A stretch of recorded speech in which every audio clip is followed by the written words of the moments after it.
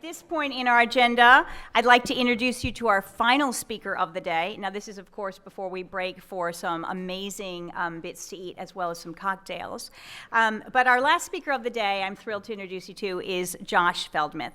He's Interbrand's CEO for North America.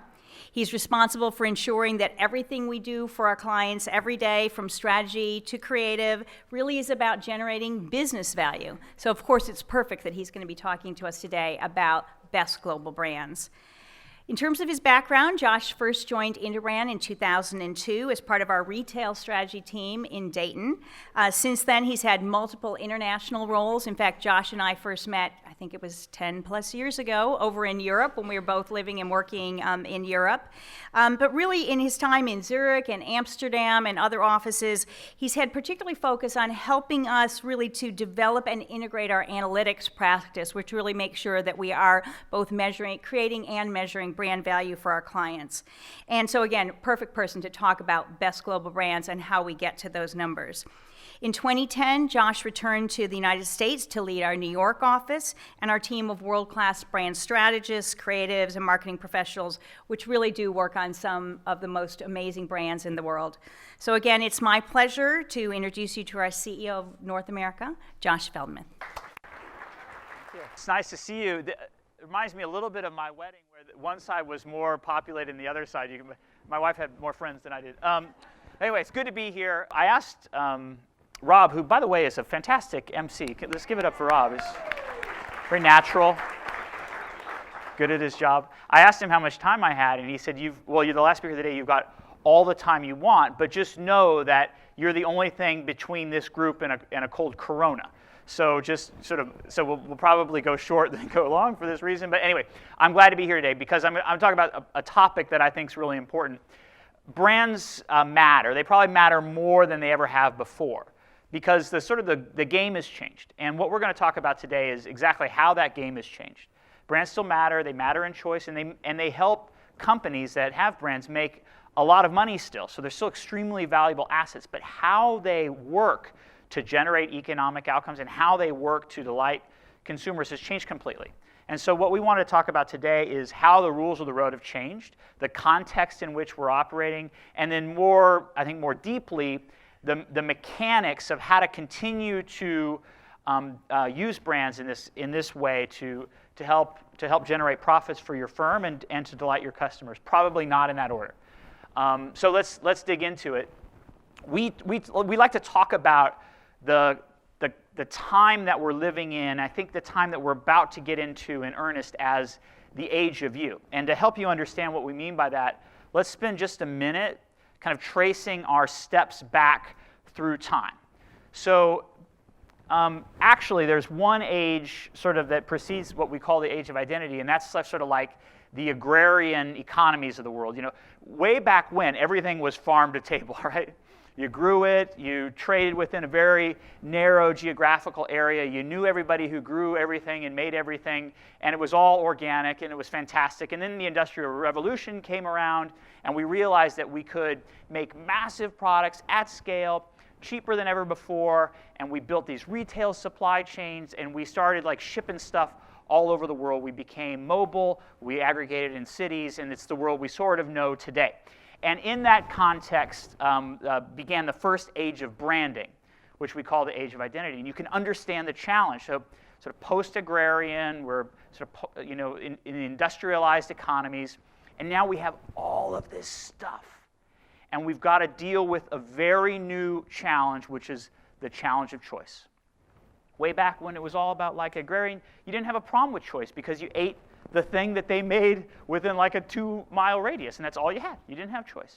But when the world got rich and systematized and mechanized and industrialized, we were forced to choose for the first time. We had choice, at least in Western or sort of post-industrial economies. And so brands were created in that context to help people choose, to know what's going to be the quality one from the not the quality one. And they used differentiation and identity to stand out. That was the age of identity.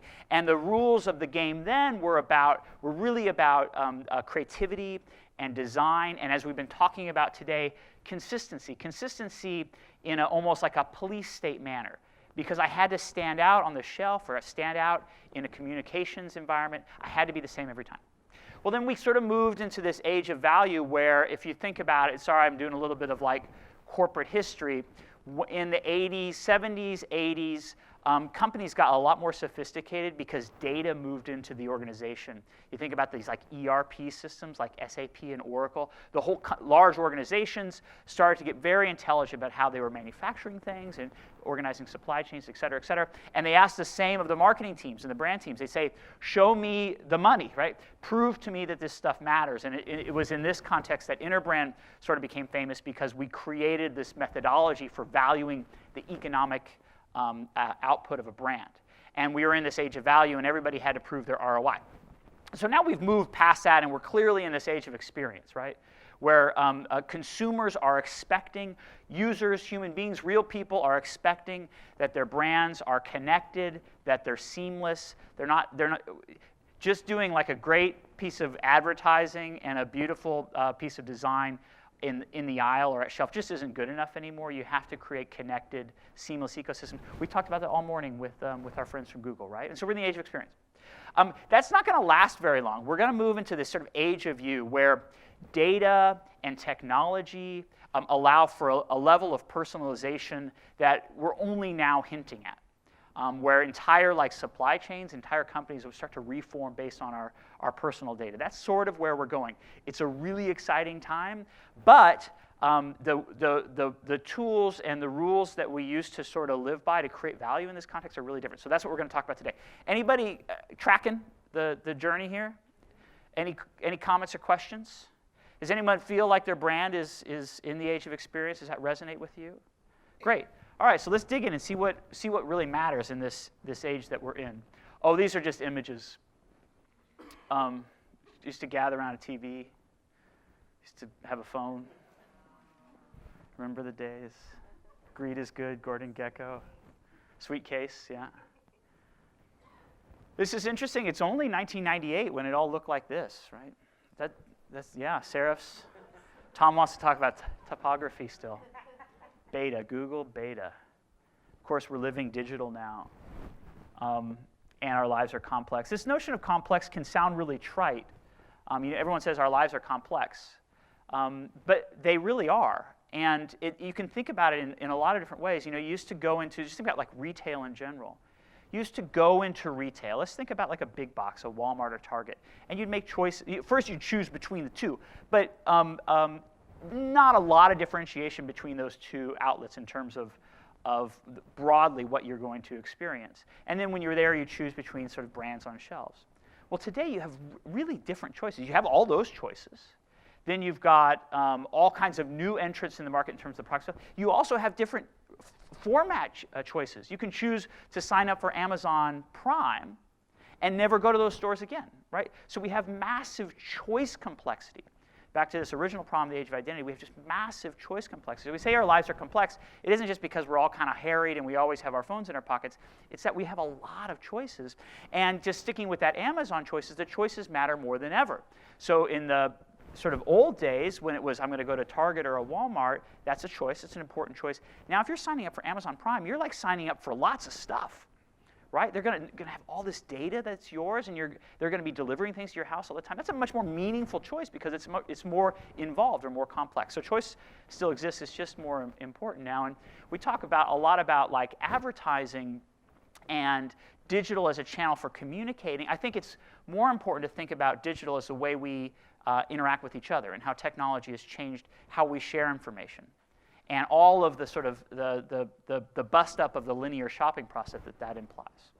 So that's happened, and I think that we've talked today from the beginning about the fact that there's this sort of like duality between all these micro moments. Your brands have to show up in all these really, really small moments.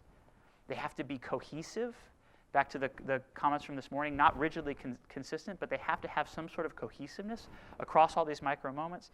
And they have to sync up to broadly how you want to interact with them, which what you call the macro context. I'm a self-service person, so I want my brand sort of ecosystem, or what we tongue-in-cheek call a mecosystem. I want a set of brands and partners that are self-service. Or I'm a high-touch person, so my context is high-touch, right? You have all those choices now. And all of these companies in the age of you have to reorganize around your choices. Making sense?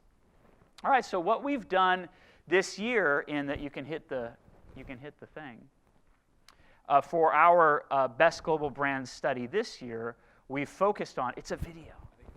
Do I have to do it? We've focused on this notion of brands at the speed of life. And so what we're saying here is that, I like the video. Is there any way to play the video that's embedded on the screen? It's loading. The video's not moving at the speed of life. I think what we did is we went out and asked Interbrand people from around the world to just sort of walk through their lives, through a day in their life with smartphones out, and capturing the sights and the sounds and the scenes of this to sort of bring to life these micro moments. But this is a very important point, which is brands are not things we can just sort of decide to make anymore. You know, back in the day, you could sort of come up with an integrated communications campaign, a great piece of design, a design system, and the rules to control that system, and you could sort of make a brand. You can't do that anymore, right? You have to create this stuff, which is a set of micro experiences that are connected, that are integrated. You have to deliver a great business, and through that, a brand will emerge. And so in all of our work with the companies that we get a chance to work with at Interbrand, almost all of them are having the same challenge, which is how do we integrate as a team, or how do we integrate across functions in the business to deliver cohesiveness in an environment that looks like this? You know, the product team with the communications, with the store operations team, with the service centers, they've all got to be on the same page so that when any person, user, consumer, customer, whatever you call them, walks through that world, they get a sense of a cohesive brand. You can no longer just come up with great comms and build a brand. You have to deliver a great business in a connected ecosystem, and a wonderful, personalized, cohesive brand will emerge. That's the big change. That's how the rules of the road have changed. You can't just make it. You can't just kind of fake it. You have to create real cohesive business systems. And subsequently, we're seeing very different sort of like changes on our own list, and I'm going to share with you some of those changes in our how those changes are manifesting themselves in our Best Global Brand study. But before we do that, we want to do a little bit of trivia. It's cold. It's freezing cold in here. You're thinking about Corona, and I've just want you to stay engaged. So we're going to do a little bit of trivia before we get into the list itself. So this is a super easy one to start with. This brand celebrated their 70th birthday. We're bringing back their mascot, Colonel Sanders. Anyone? Anyone? Is it KFC or Kentucky Fried Chicken? What? It's Kentucky Fried Chicken? They brought back Kentucky Fried Chicken, right?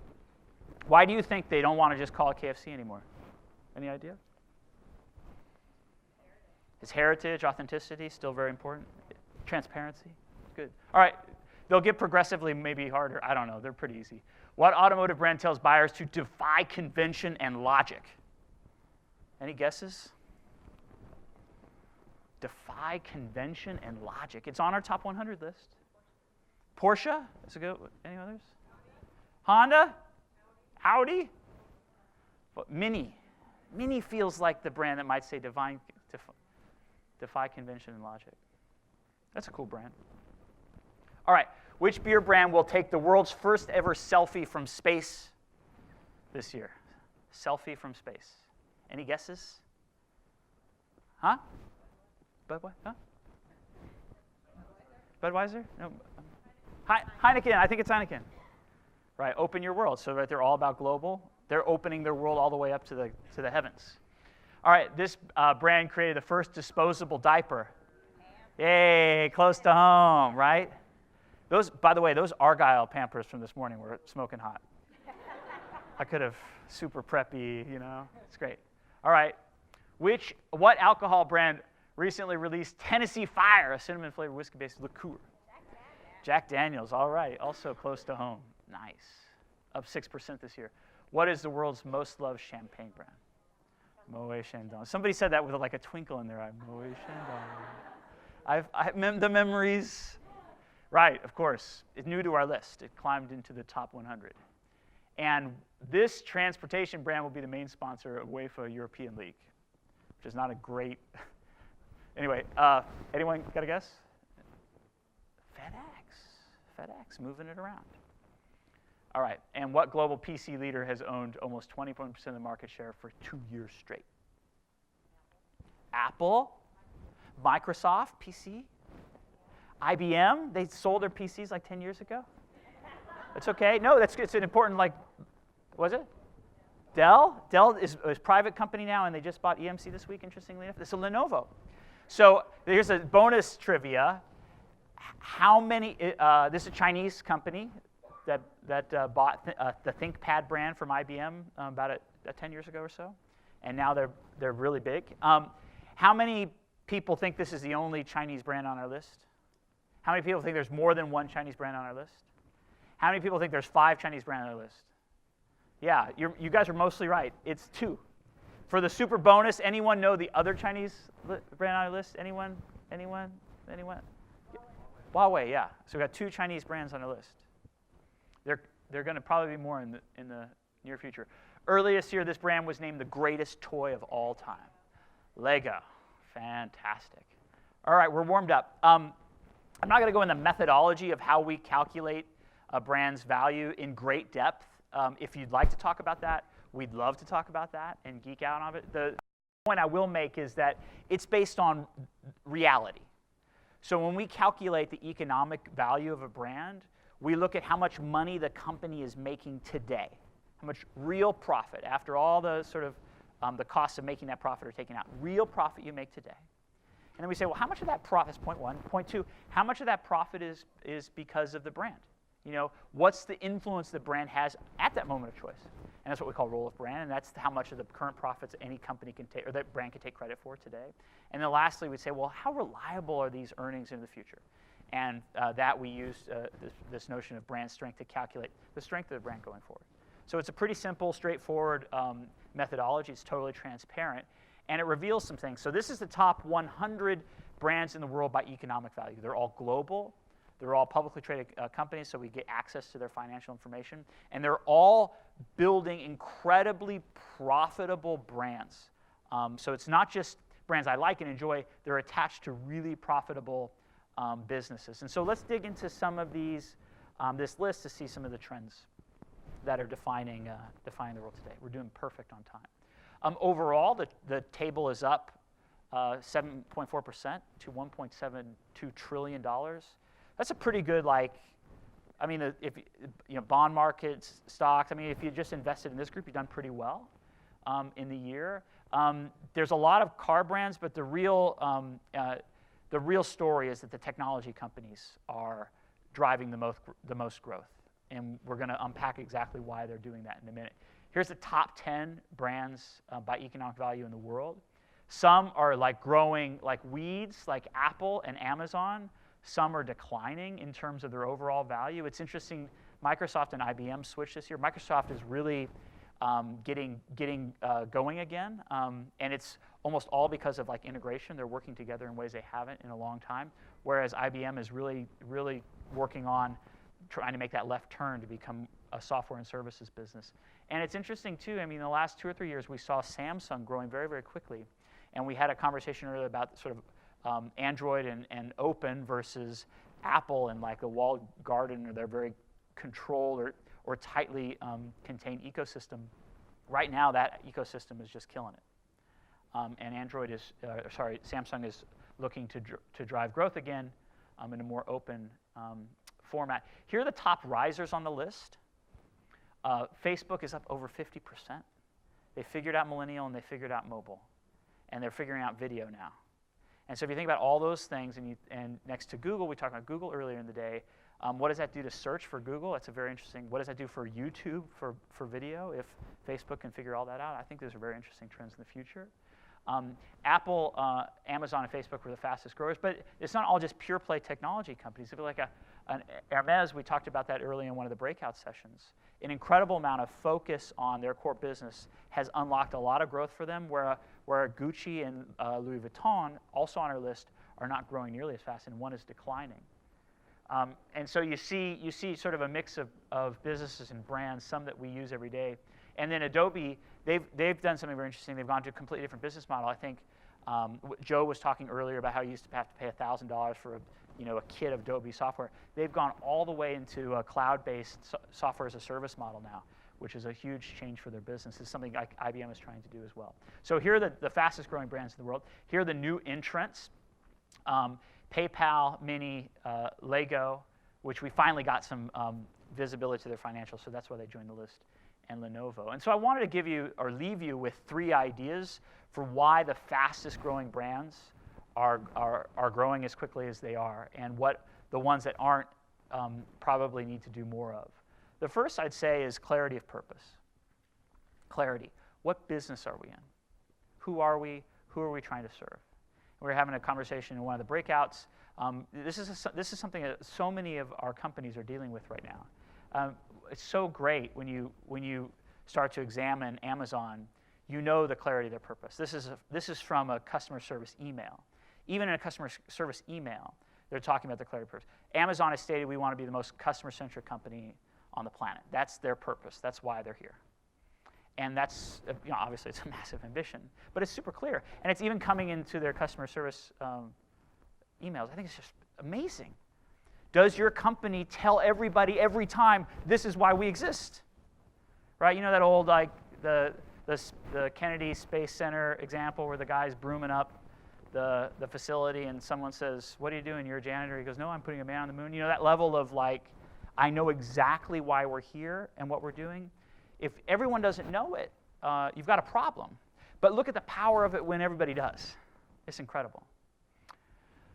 So this notion of like clarity of purpose, you see it happening in lots of different ways. Joe was here talking about Google. Google's found clarity by creating a new corporate governance structure, right? They created this thing called Alphabet, and now Google itself is able to be much more focused on its core, and it's going back to search, or focusing on search.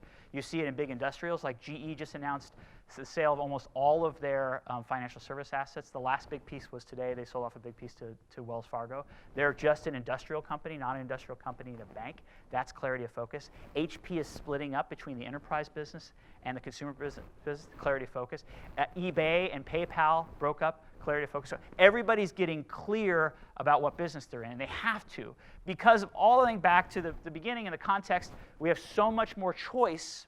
We have to know exactly what we're choosing to. And the choices matter more than ever because we're entering into these long-term connected ecosystem relationships like Amazon Prime, where I'm giving you all this data. I better know what you stand for, right? Or I'm not going to choose you. I'm not going to choose to align with you. It matters so much more today, and that's why this notion of understanding our purpose as an organization or a brand is so important, because everyone's asking the question. Oh, and because of social media, everyone can know. You can't fake it anymore, right? So we've got to be super clear, and if you don't understand your purpose, you're going to lose. The second that follows that is this intense customer focus and user centricity. Almost a mania. The fastest growing brands on our list and the best business in the world are just almost maniacal about customers and users. And they just throw stuff out that doesn't work for customers and users. It used to be different, right? We used to have, like, as companies, we used to think about, like, the product, and you give it to the marketers and you sell this thing. And the marketer's like, why did you make this? It was like, well, because we knew how we'd make that, or we could make it. It was a piece of functionality me as an engineer I was excited about. And they used to make the marketer sell it. It can't work like that anymore. It has to be user back. And a great example of this for us from the list is Lego. 4 or 5 years ago, Lego said, forget everything, focus on the brick. We're just going to focus on the brick and the very specific customers who we know love the brick. And they built everything sort of back from the brick. So they understood their clarity of purpose, and they focused specifically on the users, the people, the humans that use the brick. And now they have this wonderfully deep franchise, including the Lego movie, that allows you to go all the way into it, right? but they're extremely passionate about their users. And then lastly is this notion of like data, and what's data going to do for you? Back in the age of value, data became really interesting. We started talking about target marketing and ROI and all this stuff, and data was about control. Now that I've got more data, I can control you as a consumer or as a shopper better. Well, that's flipping too in the age of you, where data now is as human beings, users, consumers, and shoppers, our tool for controlling them, the companies and the brands, right? And the companies and brands that get comfortable with the fact that data is a personalization tool in the hands of the users, stroke customers, stroke shoppers, are the ones that are going to win. The companies and brands that use it to continue to control are going to lose. And a great example of this is the Apple Health Kit. There's a lot of reasons why this is a great example. It's totally under your, if those of you don't understand how it works, this is an aggregator of all of your health information. It connects with a bunch of other apps, or it has APIs that they can get into. So all of your health information, whether your body fat index, or your glycemic levels, or your eye prescription, or last time you went to the dentist, you can put it all in there, and it can connect with your apps, or you can put it in directly. So it's got this amazing sort of like rich resource of your data. That's cool functionality. But what's also, I think, more important, that the most important source of big data on the planet is the big data of you, the trillion of gigabytes of data that's swarming around in your DNA and your own within your body. That's going to be incredibly rich for people in terms of building value in terms of products going forward. So it's a really important data source. But what they do is that you're in total control. How much you share with the world, how much you share with other apps or other providers, all that is under your control. It's really important data, and they've said you're going to be in total control of it. And it's a great example of where the world is going. Massive personalization that's possible when we start sharing our data. And the companies that build relationships that allow for you to want to share your data with them, the deeper you go into the ecosystems, the more data you share, the more value you get out of those ecosystems. Those are winning propositions. Those are going to be the winning brands. And of course, I'm not going to do it with people I don't trust. So we're back to the beginning. We're back to that agrarian notion of, do I trust this guy that lives down the street from me? Brands are going to be that much more important. Now the stakes are that much higher. So that's what we're seeing. Clarity of purpose, clear focus on customer centricity and user centricity, and using data to make things personal. If you guys and the companies you represent, or the companies you help, have this, you're going to grow very, very quickly. And if you don't, it's the opposite is true. So that's what's going on in the world of the best global brands, 2015. What's on your mind? Other than the Corona is outside. I hope there's Corona. They're on the list. Ready for questions? Yeah, let's do it. Sprint to the person who raises their hand first.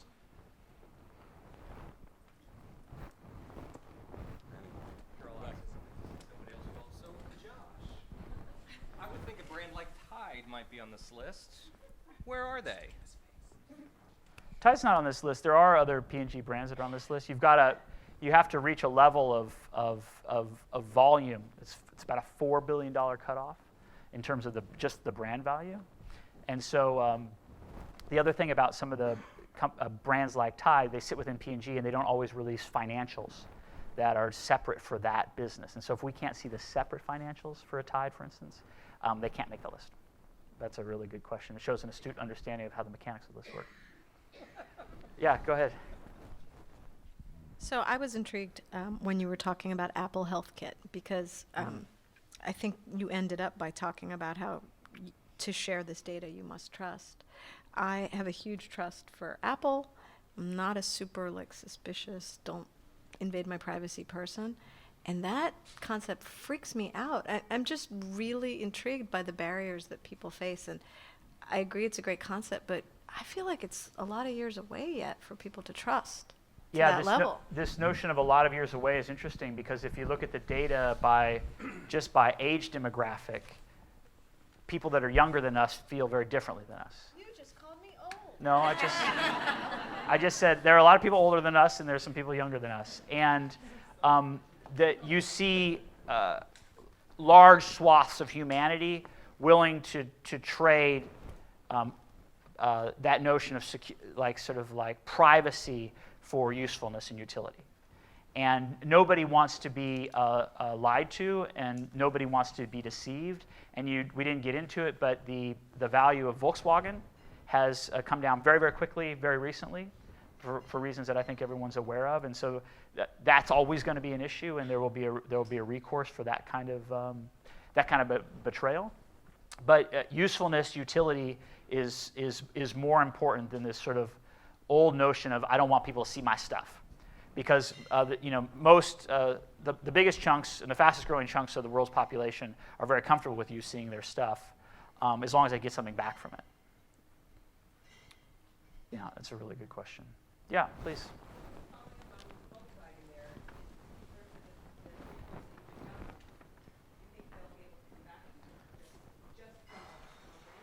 Yeah, my guess is yes.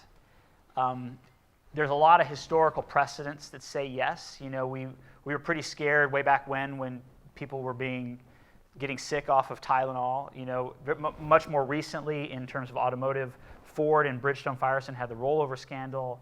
Toyota 2 years ago had a really big recall issue, and all those guys are back and growing. So we've seen businesses and brands bounce back pretty quickly when there is a foundation of trust. This is deliberate. It's very directly, problematic in that way.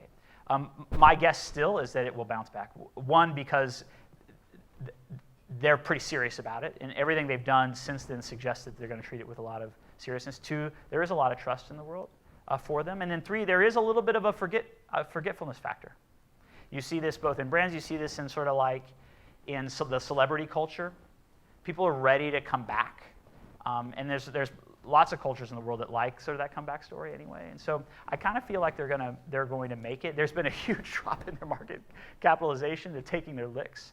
I think they'll probably will return in due course. There's a lot of equity there. It's also interesting. I was talking to some of the younger generation, not us, and they were saying, I'm not going to take my car in because I know that the patch they're going to put on it is going to slow it down. Which I was very surprised to hear that. But then I thought about it. I could see someone saying, hey, I've got this car. It's running pretty good. There's a lot of healthy choices out there that are healthy for ourselves and are healthy for the environment that we still don't make every day as consumers. But it's an interesting one. Anything else? We're ready for yummy eats and a cool drink. Well, it's a pleasure to be here with you. It's a great event. The content's been fantastic, and thank you for allowing me to contribute a little bit at the end.